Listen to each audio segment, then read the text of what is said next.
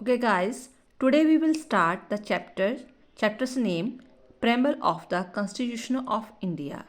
Its first question is what do you mean by preamble?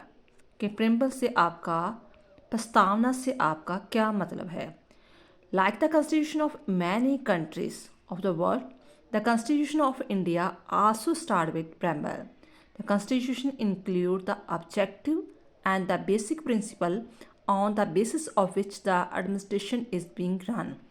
It is because of this reason that the preamble is known as the soul of the Constitution or the key to the Constitution. According to Shri K. M. Munshi, preamble is the horoscope of the Constitution.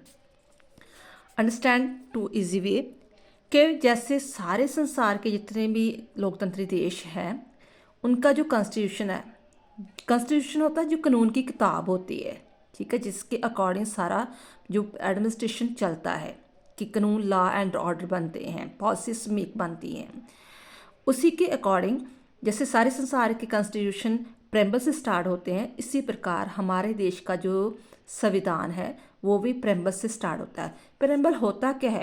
प्रस्तावना। जैसे suppose करो जी आपकी book है, तो आपके book में जो first page जैसे सपोज करो कि जे आपकी बुक है, ठीक है, मान लो कि जे इंडिया का कॉन्स्टिट्यूशन है उनके हमारे इंडिया का संविधान है, ठीक है, तो उसका जो फर्स्ट पेज है उसमें जैसे हमारे बुक में फर्स्ट पेज में चैप्टर के नेम लिखे हुए हैं, किस चैप्टर में होंगे, ठीक है, किस पेजेस में होंगे, कितने सेक्शन होंगे, किस सेक्शन में कौन से होंगे, चैप्टर वगैरह होंगे, इस प्रकार वर्णन किया है। इसी प्रकार जो हमारा संविधान, हमारे संविधान की किताब है, कॉन्स्टिट्यूशन बुक है, उसके फर्स्ट पेज में ये सारा कुछ बताया गया है कि हम किस मकसद को, किस ऑब्जेक्टिव को ध्यान में रखकर अपनी ये सारी किताब लिखने जा रहे हैं। हम अपने आने वाले समय में देशवासियों के लिए क्या करना चाहते हैं, कौन सी पॉलिसीज बनाना चाहते हैं और हमारा देश किस लॉ एंड ऑर्डर के अकॉर्डिंग चलेगा,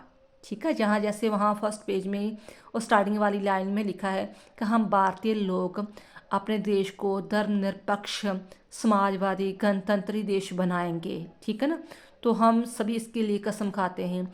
ऐसे सारे वहाँ पर जो लाइनें वगैरह डिस्क्राइब की है, उसी के अकॉर्डिंग हमें पता चल जाता है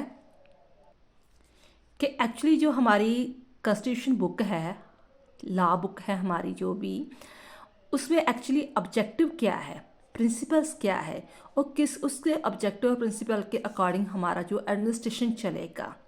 इसी के रीज़न कई विद्वानों ने इस प्रेम्बल को, इस प्रस्तावना को, जो फर्स्ट पेज है हमारी बुक का, कॉन्स्टिट्यूशन बुक का, ठीक है, उसे सोल ऑफ द कॉन्स्टिट्यूशन और की टू द कॉन्स्टिट्यूशन कहा गया है, ठीक है ना।